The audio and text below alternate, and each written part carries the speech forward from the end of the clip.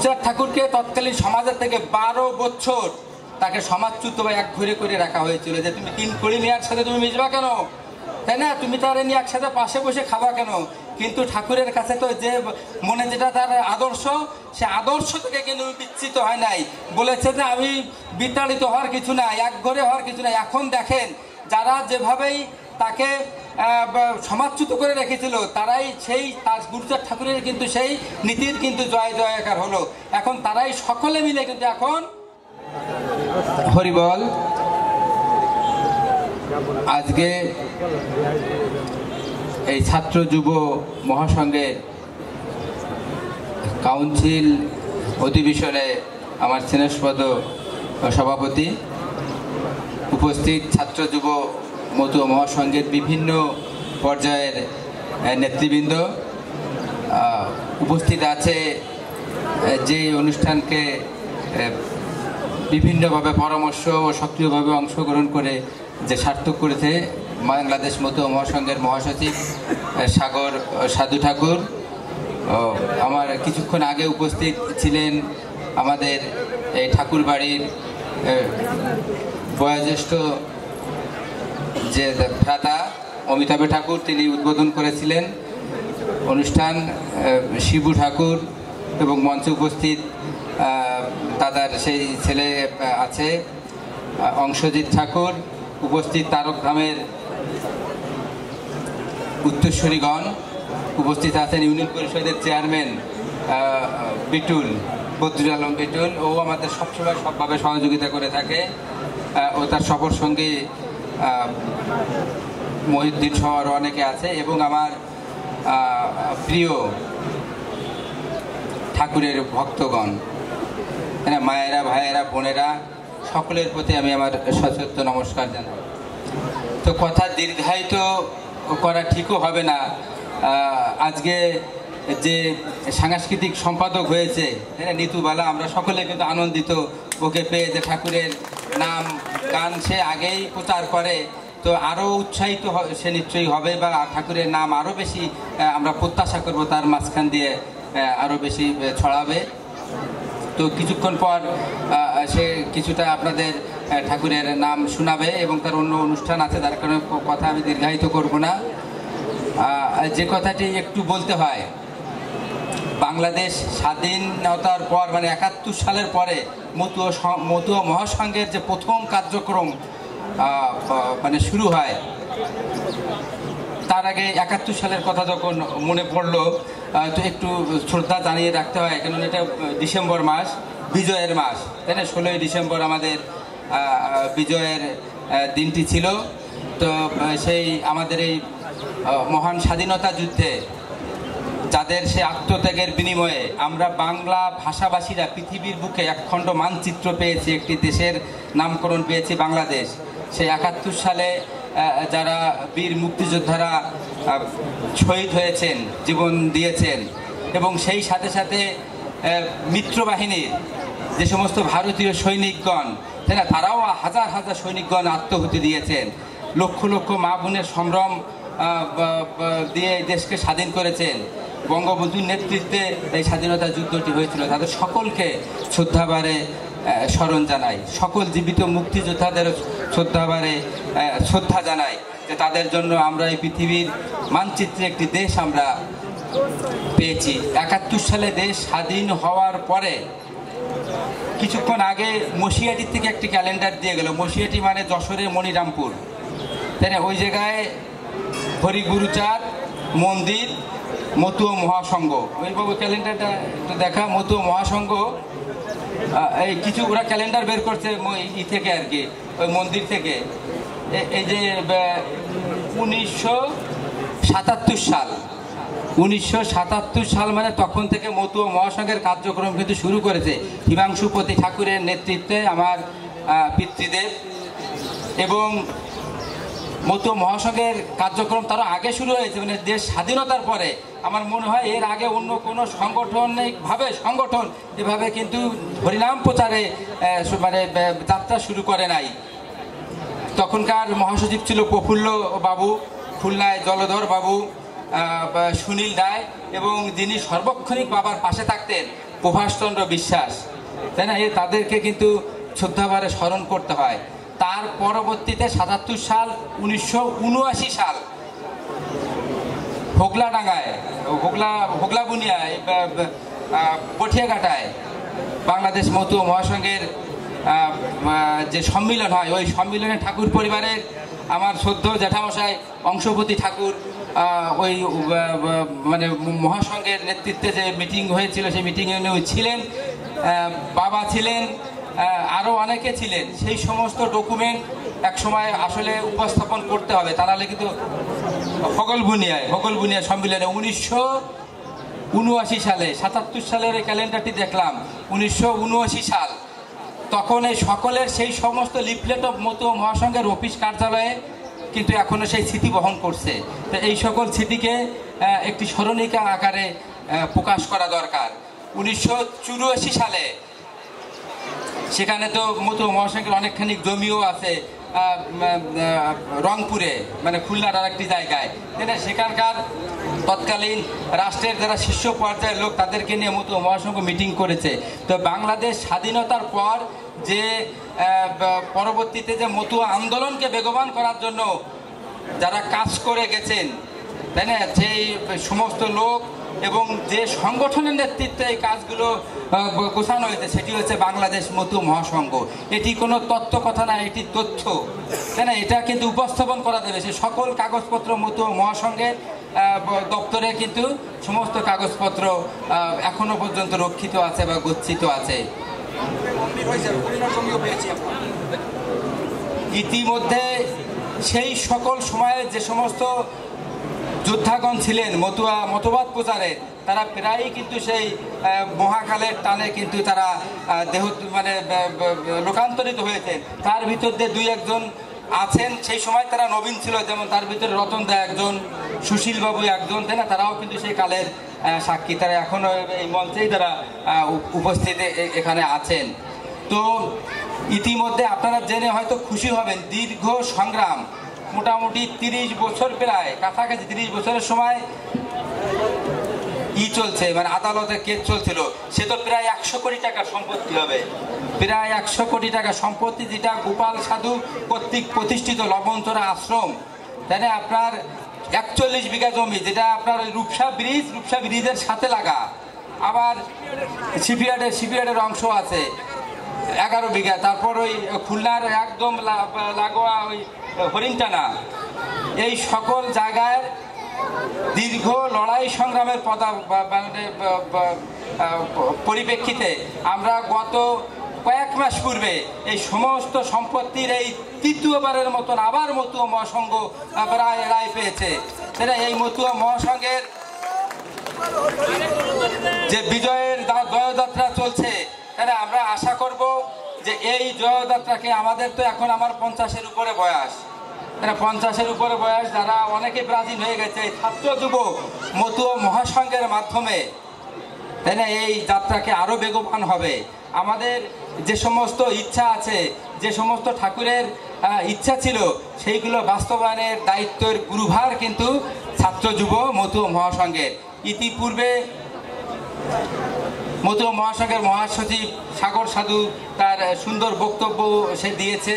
তার ভিতরে বিভিন্ন দাবি দাবার ভিতরে উল্লেখযোগ্য যে কথাটি বলেছে যে ঠাকুরের নামে, তাই না, হরিগুরুচাঁদের নামে একটা ইউনিভার্সিটি হওয়া দরকার। একটি কথা বলতে চাই যে হরিগুরুচাঁদ বা মতুয়া ধর্ম দর্শনটা কোথায়?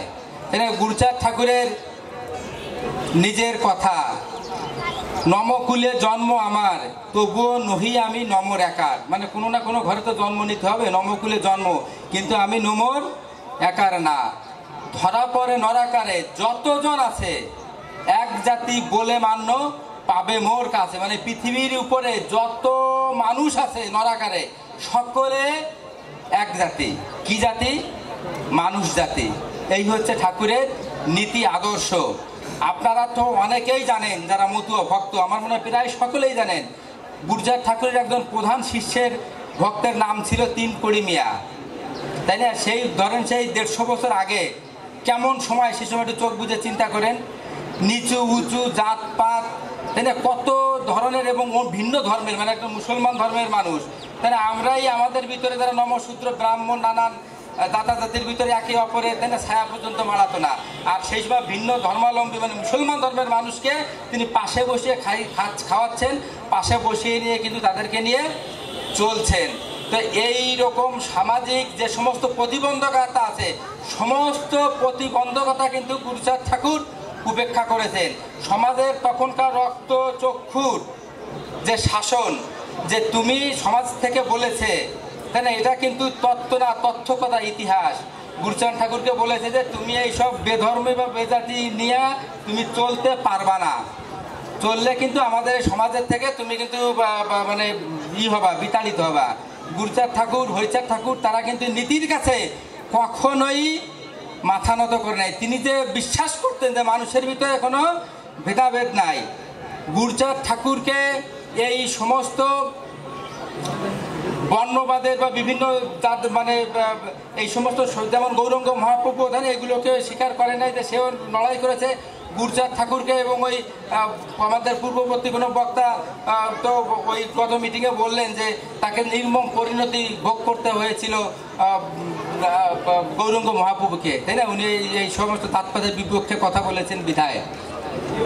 গুরুচাঁদ ঠাকুরকে তৎকালীন সমাজের থেকে 12 বছর তাকে সমাজচ্যুত বা এক ঘুরে করে রাখা হয়েছিল, যে তুমি 3 কড়ি নিয়ে একসাথে তুমি মিশবা কেন, তাই না, তুমি তার নিয়ে একসাথে পাশে বসে খাবা কেন। কিন্তু ঠাকুরের কাছে তো যে মনে যেটা তার আদর্শ, সে আদর্শ থেকে কিন্তু বিচ্যুত হয় নাই, বলেছে যে আমি বিতাড়িত হওয়ার কিছু নাই, এক ঘরে হওয়ার কিছু নাই। এখন দেখেন যারা যেভাবেই তাকে সমাজচ্যুত করে রেখেছিল, তারাই সেই তার গুরুচাঁদ ঠাকুরের কিন্তু সেই নীতির কিন্তু জয় জয়কার হলো। এখন তারাই সকলে মিলে কিন্তু এখন মতুয়া, সকলে মিলেই কিন্তু মতু হয়েছে। আপনারা জেনে থাকবেন এই যে সাগর সাধু ও বললো যে ঠাকুরের নামে একটি ইউনিভার্সিটি হওয়া দরকার। কত মনীষীর নামেই তো কত ইউনিভার্সিটি বাংলাদেশে বা বিভিন্ন জায়গায় আছে। এটা গুরুচাঁদ ঠাকুরের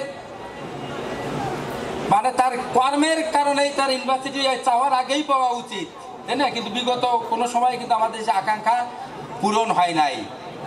শত শত স্কুল গুরুচাঁদ ঠাকুরের হাত দিয়ে প্রতিষ্ঠিত হয়েছে, যার আমরা একদম প্রত্যক্ষ প্রমাণ দিতে পারবো। আমার মনে হয় এমন কোনো মনীষী নাই, অন্তত বাংলাদেশ কেন পৃথিবীর বুকে আমি বলছি না, কিন্তু আমাদের এলাকায় বা বাংলাদেশে এমন কোনো মনীষী নাই যে উনি 10টা 20টা ওই শিক্ষা প্রতিষ্ঠানের বাইরে কেউ দেখাতে পারবে বলে। যেন বিদ্যাসাগরকে বলি, সে কয়েকটা প্রতিষ্ঠান করেছে, সে বিদ্যাসাগর হয়েছে। গুরুচাঁদ ঠাকুর এবং তার অনুগামীদের মাধ্যমে শত শত পাঠশালা প্রতিষ্ঠিত হয়েছে। আমি শুধুমাত্র ওড়াকান্দি স্কুলের একটা কথা আমি বলি। ওড়াকান্দি উনি স্কুল করলেন, তাই না, মিট সাহেবের সহযোগিতা নিয়ে। স্কুল করার সময় গুরুচাঁদ ঠাকুর, তখন তো এই রাস্তাঘাট ছিল না, তাই না, নৌকার মানে মানুষ ওই পড়ামুখী পড়ালেখা মুখীও কিন্তু ছিল না। দেখলেন যে বর্ষার সময় মানে ওই যারা ছাত্র তারা স্কুলে আসা যাতায়াত করতে পারছে না, হোস্টেল করলেন। কি হোস্টেল করলেন? আমি এতদিন জানতাম যে একটি হিন্দু হোস্টেল করলেন, আমি পরবর্তীতে বলছি নামটা হিন্দু হোস্টেল ছিল না। আমি ডিসি সাহেবের কাছ থেকে ইতিমধ্যে অল্প দিন আগে জানতে পেরেছি, ওই ডিসি সাহেব স্কুল ভিজিটে এসেছিলেন, এসে দেখেন যে 1902 সাল থেকে তার রেজিস্টার আছে। উনি নিজ দায়িত্বে বলেন যে সকল আমি দিয়ে বাধাই করে দেবো, স্কুল থেকে নিয়ে গেলেন। পরবর্তীতে ওনার সাথে দেখা করতে গেলে আমি বললাম যে স্যার ওই জায়গাটা ছিল মানে হিন্দু হোস্টেল ছিল, পাশাপাশি দেখলেন যে হিন্দু হোস্টেলের পাশাপাশি ওই হোস্টেলে তো মুসলমানরা আসে থাকতে পারে না, তাহলে এই এলাকায় মুসলমান এবং নমশূদ্রদের বাস, তাই না, নমশূদ্ররা ওখানে বসে পড়াশোনা করবে, তাহলে মুসলমানরা তাই না, তারাও তো পিছনে পড়া মানুষ, তারা কোথায় যাবে। উনি পাশাপাশি একটি মুসলিম হোস্টেল করলেন। 1900 সালে প্রতিষ্ঠিত বহু শিক্ষা প্রতিষ্ঠানের দিক তাকাই আপনারা দেখবেন খুব কম শিক্ষা প্রতিষ্ঠানেই মুসলিম হোস্টেল আছে বা ছিল। কিন্তু গুরুচাঁদ ঠাকুর যে অসাম্প্রদায়িক চেতনায় সমস্ত পিছনে পড়া মানুষকেই তার নিজের পরিবার চিন্তা করতেন, তার নিজের পরিবার চিন্তা করতেন বিধায় উনি হিন্দু হোস্টেলের পাশাপাশি মুসলমান হোস্টেল করলেন। তা আমি যখন ডিসি মহোদয়কে বললাম যে এই জায়গায় তো হিন্দু হোস্টেল এবং মুসলমান হোস্টেল ছিল, উনি বললেন যে বাবু আপনার ভুল হচ্ছে, আমি রেজিস্টারগুলো নিয়ে আসছি, ওই জায়গায় হিন্দু হোস্টেল ছিল না, ওই জায়গা ছিল নমশূদ্র হোস্টেল। এটা কিন্তু ঠাকুর ঠিকই করেছিলেন, কেন তখন হয়তো নমশূদ্র কিংবা ব্রাহ্মণ বা তথাকথিত ইন্দ্রা হয়তো এক জায়গায় থাকতেন না। তা এই এলাকায় তো সকল নমশূদ্রেরাই নমশূদ্রের বাস, এবং নমশূদ্ররাই তো পিছনে পড়া, ঠাকুর তো পিছনে পড়া মানুষদের নিয়ে কাজ করতেছেন। ওই রেজিস্টার ঘাটে আমাদের আগে জানা ছিল না, একটি প্রকাশিত ইতিহাস, কিন্তু ওই ডিসি সাহেব ওই গেটে বললেন যে এটা কিন্তু নমশূদ্র হোস্টেল ছিল এবং একটি মুসলিম হোস্টেল ছিল। আমি বেশ কিছুদিন আগে পিরোজপুর এলাকায় যাই, সেই জায়গায় মালিখালি একটা স্কুলের শতবর্ষের একটি স্মরণিকা দেখতে পেলাম। ওই একই সময় কিন্তু ওরাকান্দি স্কুল যখন হয়েছে সমসাময়িক সময় সেটারও শতবর্ষ দেখলাম হলো। সেই জায়গা স্পষ্ট করে সেই স্মরণিকায় লেখা আছে, প্রধান শিক্ষকের লেখনীতে উনি লিখেছেন যে আমাদের এলাকায় গুরুচাঁদ ঠাকুর প্রেরিত পার্শ্ববর্তী গ্রাম সীতারামপুর নিবাসী কেশবলাল সমাজপতিকে গুরুচাঁদ ঠাকুর এই এলাকায় পাঠায় এবং তিনি এসে এই এলাকার সমস্ত গণ্যমান্য ব্যক্তিদের নিয়ে এই স্কুলটি প্রতিষ্ঠা করেন। আজকে এই স্কুলের শতবর্ষে আমি গুরুচাঁদ ঠাকুরকে শ্রদ্ধার সাথে স্মরণ করছি। সে বইও আমাদের কাছে সংরক্ষিত আছে। আজকে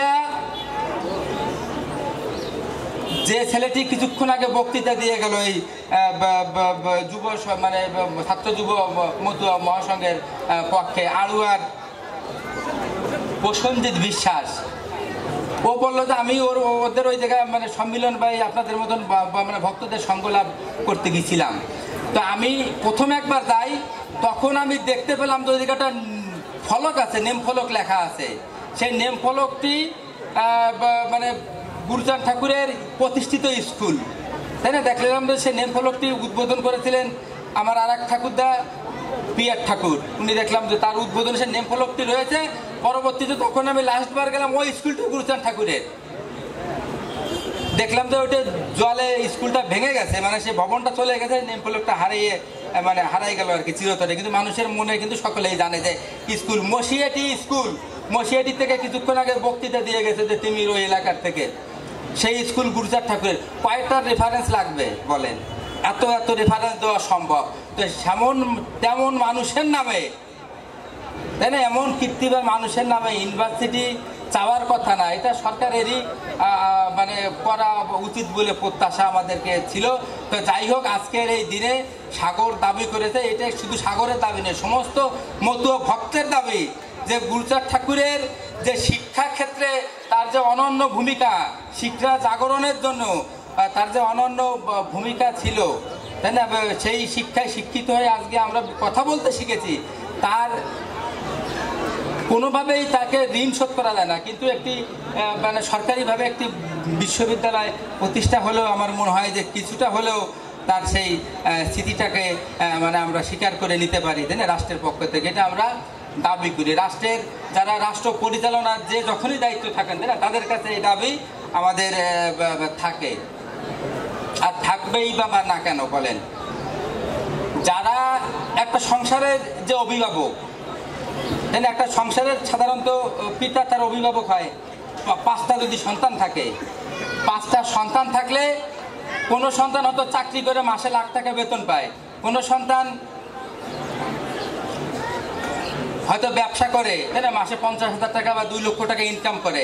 আবার এমন কোনো সন্তান তারই ঘরে আছে যে হয়তো বা মানে ইনকাম করতে পারতেছে না, কিংবা কোনো প্রতিবন্ধকতা নিয়ে জন্মগ্রহণ করেছে, তাই না, তার অন্য কোনো অসুবিধাতে। তাহলে ওই একই বাপের কিন্তু সকল সন্তান কিন্তু সমান হলো না।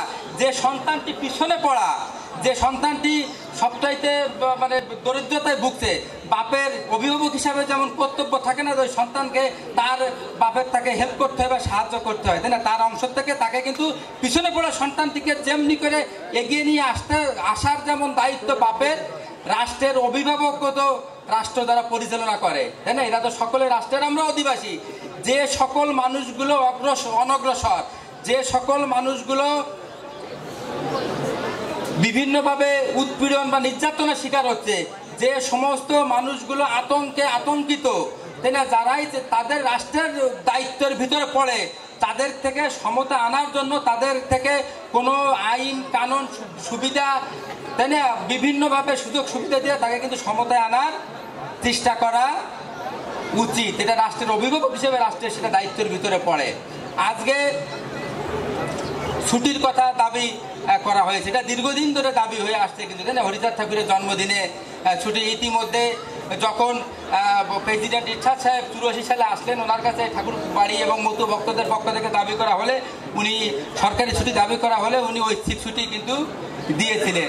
তো কোনো অজানা কারণে 2001 সালে সেটি আবার বন্ধ হয়, আবার 2009 সাল থেকে অদ্যাবধি ঐচ্ছিক ছুটি পর্বে কিন্তু এখন পর্যন্ত চলমান আছে। আপনার প্রাইমারি সেকশনও আলাদাভাবে ছুটির ব্যবস্থা করা আছে। তো এইটা আমাদের প্রাণের দাবি, তাই না, যে এইটা যেন একটি ছুটি দেওয়া মানে ছুটি ঘোষণা করা হয়। অন্য অন্য সকল সম্প্রদায় বা ধর্মীয় যে সমস্ত সুযোগ সুবিধা পায়, তো মধ্য ভক্তদেরও প্রাণের দাবি যেটি সাগর উত্থাপন করেছে, ইতিপূর্বেও বহুবার উত্থাপিত হয়েছে, সেই ছুটিটি যেন আমরা দেখতে পাই, তাই না, আমরা যেন হতাশ যেন আমরা না হই। আর যে কথাটি আরো আমি বলতে চাই বা বলা উচিত বলে মনে করি, ছুটি সরকার দিল, তাই না, বিভিন্ন সুযোগ সুবিধাও দিল। আমরা যদি যে কোনোভাবে এই দেশের যদি আমরা মনোবল ভাঙতে পারে, কিন্তু এখানেই তো থাকতে হবে, তাই না, আমরা যদি দেশান্তরিত হওয়ার চিন্তা করি, তাহলে এই ছুটিটি ভোগ করবে কে বলেন? ছুটি দিলে সেই ছুটিটি মানে আপনার ভোগ করবে কে? ইউনিভার্সিটি দিলে সেটা গর্ব করবে কে? এই জায়গা কিন্তু ছেড়ে যাওয়া যাবে না। 71 সালে আমার জন্ম হয়নি, কিন্তু অনেকেই শরণার্থী হয়ে চলে গেছেন। এই দেশকে ভালোবাসে বিধায় কিন্তু আবার সকলে কিন্তু 71 সালে পরবর্তী একটা লোকও কিন্তু ভারতবর্ষে থাকে নাই।